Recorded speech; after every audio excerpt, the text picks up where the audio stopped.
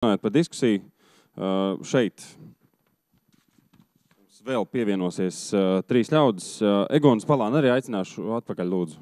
Egons? Jā. Reku te? Var šo pusi ieņemt. Tad Edgars Korčagins, arī valsts kontrolas padomes loceklis, 5. revīzijas departamenta direktors. Izklausās ļoti draudīgs departaments.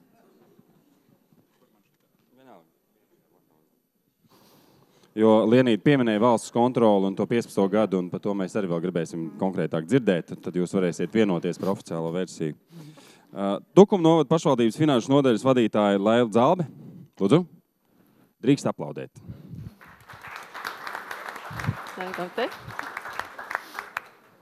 Varbūt uzreiz pabeigsim par Gulbenes novadu. Kas tur bija to valsts kontroli 2015. gads? Kas tur tik, vai ir kaut kas, kas prezentācijā netika minēts par to sakarā ar to valsts kontroli? Varbūt, ka Lienīte no sākuma un tad oficiālā versija. Es sākumā pavisam nedaudz, ko noteikti nedrīkst tik ļoti atklāt, bet tas bija kā biets. Un pilnīgi noteikti valsts kontrola mums bija pa ceļam. Un konkrēti saistībā ar šo revīziju, kas bija par lietderību. Un jāsaka paldies, ka bija. Protams, kad savā darba procesā jūs paņēmāt ļoti daudz mūsu darba laika, jo, lai arī pa ceļam informācijas pieprasījums no valsts kontrolas bija apjomīgs, un lai apmierinātu to, mēs vēl nebijām centralizējušies, līdz ar to bija jāiesaista visas pašvaldības iestādes, lai apmierinātu pieprasījumu. Un salīdzinoši īsā laikā šī informācija jāapkopo, jānosūta. Bieži vien lūdzām pagarinājumu termiņam. Un komentārs par to darba plānu, jā, mēs gaidījām, mēs zinājām, nezinājām, kas būs šī tēma vai revizijas mērķis, bet bijām atvērti. Tā, īsumā. Vai tā bija daļa tāda no motivācijas, ja? Sākšos centralizāciju? Nē. Tas viss sakrita vienlaicīgi, jo tā iniciatīva nāca jau ņemot vērā iepriekšējos darba procesus vai to, cik smagnēji mums veicās darbi. Un tas vienkārši sakrita laikā. Tas bija viens no iemesliem. Ja es esmu salīdzinoši jauns darbinieks, tad es nebūšu kā autoritīvs vai kā vērā ņemams. Jo arī, protams, argumenti vai komentāri, ko dzirdam valsts kontrolas sakarā par to, ka tāpēc jau viņi ir, lai viņi kaut ko atrastu, arī tādi ir jādzird. Un mūsu gadījumā arī nevienmēr šīs atrunas dažādu iestāžu vadītāju vai darbinieku sanāksmēs, rosinot darīt pareizāk, citādāk, jo valsts kontrole šo procesu uzrauga, un arī vienmēr tas ir bijis biets vai vērā ņemams apstākļus. Rādīsim viņiem, ka viņiem nav taisnība, ja? Jā, jo viņiem taču kaut kas ir jāatrod. Labi. Tad automātiski jautājums ir uzreiz Edgaram. Kādi ir būtiskākie secinājumi pēc pašvaldību auditiem? Jā, paldies. Labdien visiem. Mums tiešām darba plānā bija 15. gadā iesākām un 16. gadu visu ilgi šīs revīzijas. Šī gada sākumā pabeidzām. Bija 2 lielas revīzijas par pašvaldību sniegtajiem pakalpojumiem. Gan tie, kas ir maksas pakalpojumi, gan tie nemaksas pakalpojumi, dažādas atļaujas un iekšējo procesu organizēšanas pašvaldībās. Kopumā tātad tika aptverts 20 novadu pašvaldības visdažādākajās Latvijas vietās. Un ko mums ļauj vai kādas ir iespējas šādām lielām revīzijām, tās ļauj iespēju salīdzināt, kā dara lietas vai sniedz pakalpojums vienā pašvaldībā, kā sniedz citā, un mācīties savstarpēji pašvaldībām no mūsu revīziju rezultātiem. Tās lietas, ko mēs paskatījāmies un ko mēs secinājām abās revīzijās, lielā mērā sasaucās ar to, ko jau iepriekšējā runātāji ļoti daudz ko izstāstīja, un es esmu tajā privileģētajā situācijā, ka daudzas tās pievienotās vērtības vai tie labumi, ko pašvaldības var gūt, uzlabojot pakalpojumus un pilnveidojot procesu, faktiski jau ir izstāstīts. Pats saistošākais elements, laikam, visu pakalpojumu kontekstā, kas ir minēms, ir tas, ka ir diezgan daudz darba vēl jāpieliek pašvaldībās, lai saskaitītu pakalpojumu sniegšanas izmaksas. Ja maksas pakalpojumu kontekstā tas ir obligāts priekšnoteikums, lai precīzi varētu noteikt pakalpojumu maksu, tad, ko mēs redzējām, ka ir jēga šāda veida izmaksas skaitīt vai precīzāk organizēt savu finanšu uzskaitu, grāmatvedības uzskaitu tādā veidā, lai varētu saskaitīt izmaksas arī tiem pakalpojumiem, kas ir nemaksas. Jo arī sekojot līdzi tam, cik daudz mēs tērējam viena vai otra pakalpojuma nodrošināšanai, tikai tajā brīdī mēs varam sākt vērtēt, vai ir iespēja šo pakalpojumu kaut kādā veidā centralizēt, vai apvienot, vai padarīt efektīvāku, vai pieņemamāku pašvaldības iedzīvotājiem. Šobrīd, ko mēs redzējām tajās pašvaldībās, kuras mēs apciemojām, ka daudzas lietas faktiski attiecībā uz pakalpojumu izmaksām notiek uz aklo. Skatoties par maksas pakalpojumiem, tad mēs redzējām šādā situācijā, kad nav skaidri zināma pakalpojuma maksa, faktiski var iebraukt vai nu vienā vai no otrā grāvī, nosakot to maksu vai nu pa lielu. Tas nozīmē, ka pašvaldība pelna uz iedzīvotāju saņemtiem pakalpojumiem, tādus gadījumus mēs redzējām. Un otrs ir, ja pašvaldība nosaka maksu par zemu, tad pašvaldība dotē šos pakalpojumus. Un nav problēma, ja pašvaldība to dara pietiekami atklāti, atbalstot kaut kādas iedzīvotāju grupas viena vai otra pakalpojuma saņemšanā, bet situācija bija tāda, ka mēs redzējām, ka daudzām pašvaldībām bija faktiski pārsteigums, ka viņas dotē, jo viņas vienkārši nebija saskaitījušas visas izmaksas. Attiecībā uz nemaksas pakalpojumiem mēs skatījāmies gan teritoriāli lielākās, gan teritoriāli mazākās pašvaldībās dažāda veida pašvaldību pakalpojums, un jau šodien pieminētajā nekustamā īpašuma administrēšanas pakalpojumā, ko jūs pieminējāt, mēs arī skatījāmies, kā to organizēt dažādās teritorijas ziņā lielās pašvaldībās, un tiešām redzējām, ka ir pašvaldības, kur to dara 2 cilvēki, un ir pašvaldības, kur to dara 14 vai pat 20 cilvēki, kur ir iesaistīti. Un skaidrs, ka ir iespējas tās lietas pilnveidot, un jūs jau dzirdējāt no iepriekš minētā Gulbens piemēra, ka šobrīd to dara 2 cilvēki. Savukārt teritoriāli mazāko novadu kontekstā mēs redzējām, un paskatoties, pieņemsim tādu pakalpojumu kā būvvaldes pakalpojumu, mēs redzējām, ka ja šīs pakalpojums tiek darīts centralizēti vai apvienojot savus pūles ar citiem novadiem, tad izmaksas tiek būtiski samazinātas.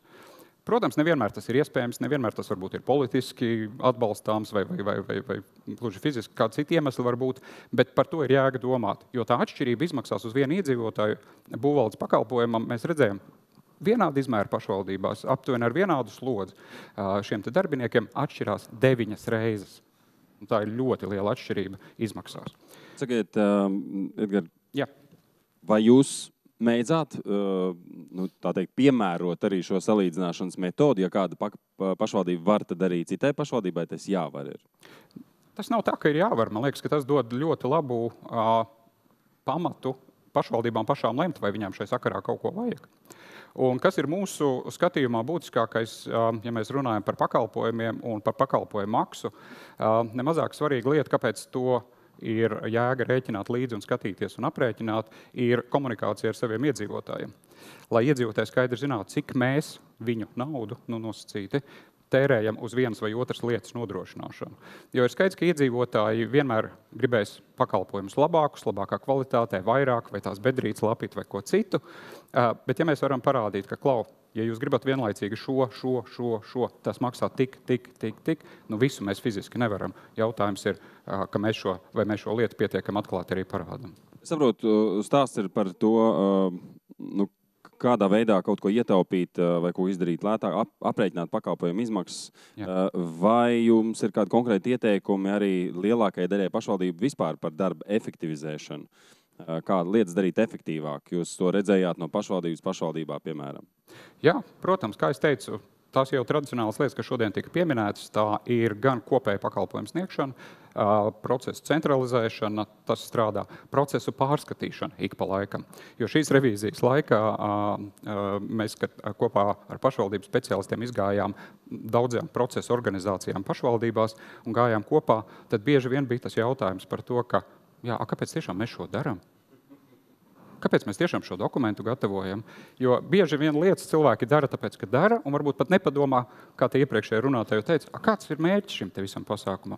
Un tad jau revīzijas laikā ļoti daudzās pašvaldībās daudzas lietas tika pārkārtotas, atsakoties no nevajadzīgām lietām. Tā kā šīs lietas, procesa centralizēšana, efektivizēšana un pārskatīšana un sadarbība ar citām pašvaldībām dod rezultātus. Pēdējais jautājums, vai jūs kaut kas arī patīkami izbrīnīja, negaidīti kādā pašvaldībā, kur drīkst nosaukt arī vārdā? Es teiktu, jā, acīm redzot, šī bija tāda revīzija, kur vislielākais, nezinu, tā labā atgriezieniskā saite, ko mēs saņēmām, bija tās pārmaiņas no bažām par to, kas būs, kad atnāks valsts kontrole. Līdz tam brīdim, kad mēs faktiski beidzām šo te revīziju, ka mēs jau, man liekas, runājām diezgan atvērti, diezgan brīvi par to, kas ir jāpilnveido un ka daudz, kas jau tika revīzijas laikā jau izdarīts. Paldies! Tā, tik tālu es gribēju jautāt, vai ir kādi jautājumi tagad zālē? Pēc tā, ko jūs nu pat esat dzirdējuši? Ja jums bail, ka es metīšu mikrofonu, es varu pienākt vienkārši klāt, lūdzu. Labi, tad es jautāšu Lailai Dzelbei par to, kādas secinājumus no citās pašvaldībās redzētā Tukuma novada finanšu nodaļa ir izdarījusi. Nu, arī runājot par centralizāciju, vai ir kaut kādas aptuvenās aplēses, kāds ir bijis labums? Nu jā, mans mērķis ar šodien bija piedalīties pieredzi, jo arī mēs ejam uz šo centralizāciju. Mēs no Gulbenes, piemēram, mēs tikai no otras puses, jo mēs no 9. gada jau novada reformas, kas sākās, es jums veidoju šo struktūru, lai saprastu, kā mēs novadā strādāsim, jo mēs esam 3. lielākais novads, es teiktu, ļoti liela saimniecība. Tad pēc šīs, lai saprastu, kāda struktūra būs novadā, mēs izstrādājam, ka pateicoties Svetbankai šos grupu kontus, lai saprastu šo naudas apritu, naudas plūsmas, tajās ar šīm 40 iestādēm, kas mums bija. Un pēc tam jau pakāpeniski mēs jau kopā ar ZZ Dats strādājām pie šīs vienotās grāmatvedības programmas ieviešanas un finanšu plānošanas, lai nodrošinātu šo vienoto pieeju novadā, gan grāmatvedības uzskaitē, gan politikas piemērošanā, jo, kā jau Gulbene minēja, viena politika, bet katrs improvizē savādāk. Nu, mēs no tā, bet tagad mēs jau nonākuši pie tā, ka, ja puslīdzi naudas plūsmas, šī vienotā uzskaita, pārskatāmība, 4-6 acu princips ir un kontroli ir jau kaut cik sakārtot, kaut cik, jo darba ir ļoti daudz, kā jau arī pēc valsts kontrolas ieteikumiem un aizrādījumiem ir. Tad tālākais etaps ir šī efektivitāte, ekonomija, darba laika patēriņš, noslodzes un pie cilvēku resursiem, kā es minētu, jo nav normāli, kā es saku, kad grāmatvedes iestādē, 40 iestādē, ņemsim, piemēram, to pašu Latvenergo vai Lattelekom vai rēķinu, 40 rēķinu novadām, 40 maksājumu uzdevumi, katras grāmatas, kad to visu var saņemt vienu rēķinu, kaut arī to pašu jau tagad e-rēķinā, samaksājām, viens maksājuma uzdevums un viss kārtībā vienreiz iegrāmatots un aizmirstam. Nu, tad te ir tie daudzie piemēri. Mums ir deputātiem no manas puses sagatavots 4 centralizācijas varianti. Pats radikālākais pilnīgi novada centralizācija visu iestāžu vienā ir par naudas ekonomiju runājot. Tie tikai uz cilvēku resursiem būtu 159 000, bet te nerunājot bankas komisijas. Gadā. Maksājumu uzdevumu apkalpošanas, te nebūtu licences programmām, kas ir, jo šīs izmaksas apmēram nav uzskaitīts, cik tas būtu. Nu, man liekas, tā ir pietiekami liela summa un pietiekami liels gala ieguvums visam novadam no visa, bet, kā jau minēja Lienīte, jo tam ir izgājusi cauri pretestība, ir ļoti liela, ir nesapratne, jo katras iestāžu vadītājs nesaprot, cik viņam būs grāmatvedis blakām. Kā saka, ir jārunā, jo bija mums plānots, kad ar šī gada oktobru mēs to ievirzīsim, bet tad bija, kā es saku, novadā viens otru pazīst, ir kaut kādas sarunas viss un viss tiek atlikts, ja? Tagad ir jāiet pie deputātiem, jāpamato tas viedoklis, bet mana pārliecība ir, ka tas ir jādara un viss. Tā kā ir pie tā varianta, pie pirmā varianta, ka mēs balsojam jāiet un jādara, ir kaut tā aizmugurē tā stiprā pleca, varbūt šobrīd nav. Tos 150 liekos tūkstoši vienam nevajag, ja? Jā, šobrīd izskatās, ka nevajag, jā. Okay, jo tā var sadalīt starp savējiem, pareizi. Nē, tik viegli budžeta naudu nevar sadalīt, bet es domāju, ka viņi arī ir efektīvāki, kur izlietot. Tā. Labi. Tas ir mans skatījums centralizācija, ko te, es zinu, ka varbūt te ir citi, kas ir iestāžu, mazāk iestāžu vadītāji, tas nav tas labais piemērs. Tā kā noteikti Gulbēm brauksim skatīties labo. Tas, ko es varu piemetināt, ir sākumā nesabiedēt un solīt garākus termiņus, bet padarīt to visu ātrāk. Jo, ja cērt, tad cērt, un no ko vēl garumā. Jā. Mēs plānojām pabeigt centralizācijas procesu 18. gadā, bet mums būs izdevies šogad un jaunu gadu iesākt cerīgi un pavisam citu. Principā sanāk tā, mierināt visus, ka neuztraucieties. Viss būs labi. Mēs mierīgi, Viss gada būs labi. laikā, un tā čaks uz jauno gadu. Jā, un jārunājās ir daudz. Faktiski ir, mēs kā nodaļa jau strādājam gan kā psihologi, gan kā sabiedrisko attiecību speciālisti, jo skaidrs ir viens, ka tu vari atbalstu saņemt tikai no savas komandas, no sev uzticamiem, no līdzīgi domājošiem, un ļoti nesautīgi, pilnīgi noteikti ar tādu lielu entuziasmu un nesabrukt pie pirmās pretestības, kāpt pāri. Un tā neatlaidīgi, mērķtiecīgi ir iespējams.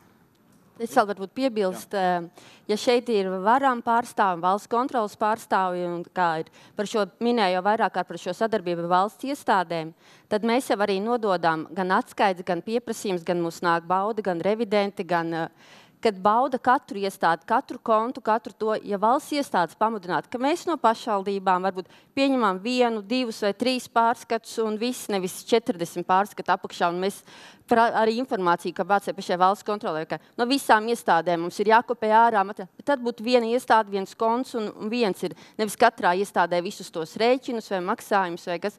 Ja būtu vēl pamudinājums, ka atbalsts no valsts iestādēm, es domāju, uz mūsu pašvaldību, tā kā politiķiem, ka būtu labi, ka tā būtu, tomēr nevajag varbūt to naudu tā.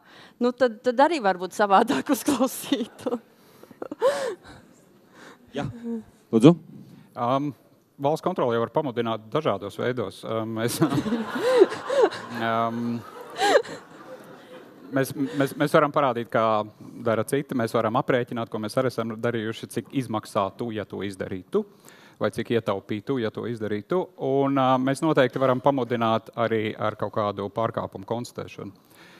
Un godīgi ir jāsaka, tajās pašvaldībās, kur grāmatvedība ir decentralizēta, iet grūtāk.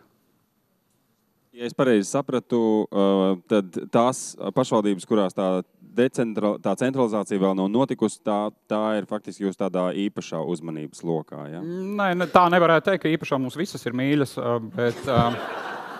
bet tām pašām pašvaldībām mēs redzam iet grūtāk. Labi, Klau. Viens jautājums no auditorijas, lūdzu, droši. Jo es redzu, ka jūs par kaut ko diskutējat ļoti aizrautīgi. Ja? Jūs dalāties pieredzē, lūdzu padalieties ar to pieredzi. Jo varbūt ir kaut kas, ko jūs klausāties un domājat, kāpēc viņš šito nepastāsta. Lūdzu, droši, jūs drīkstat pat anonīmi teikt.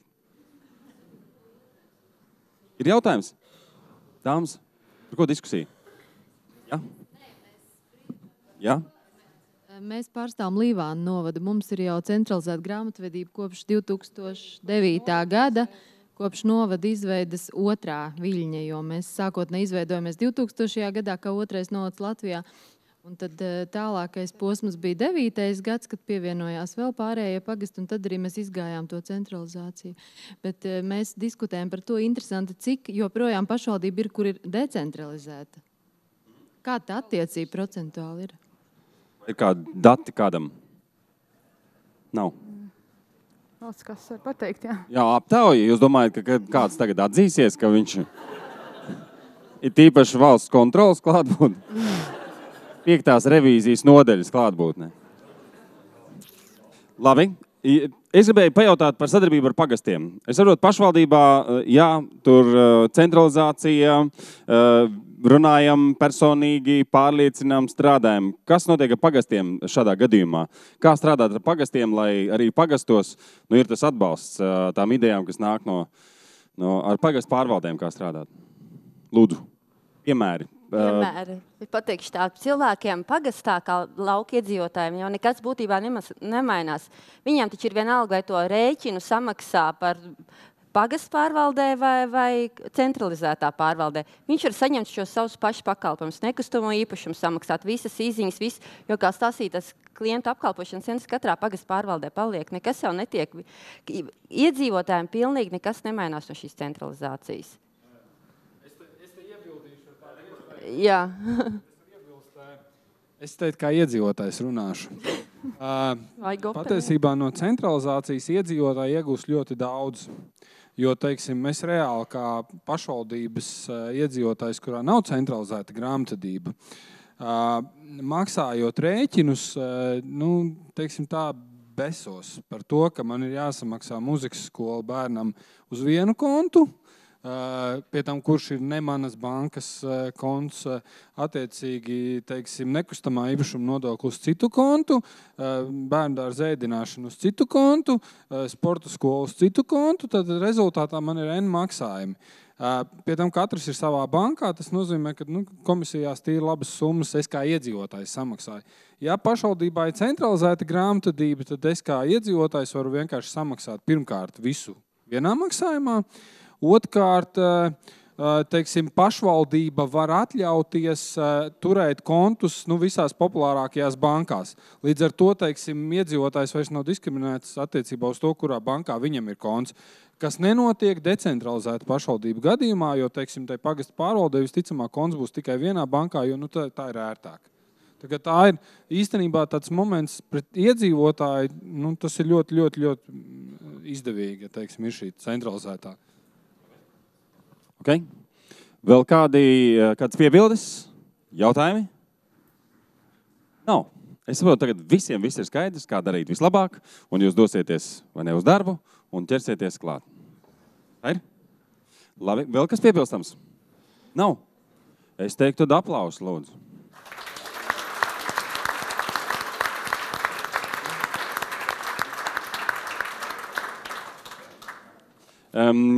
Paldies! Paldies! Vai mums viesi klāt ir jau? Viesi ir? Ko?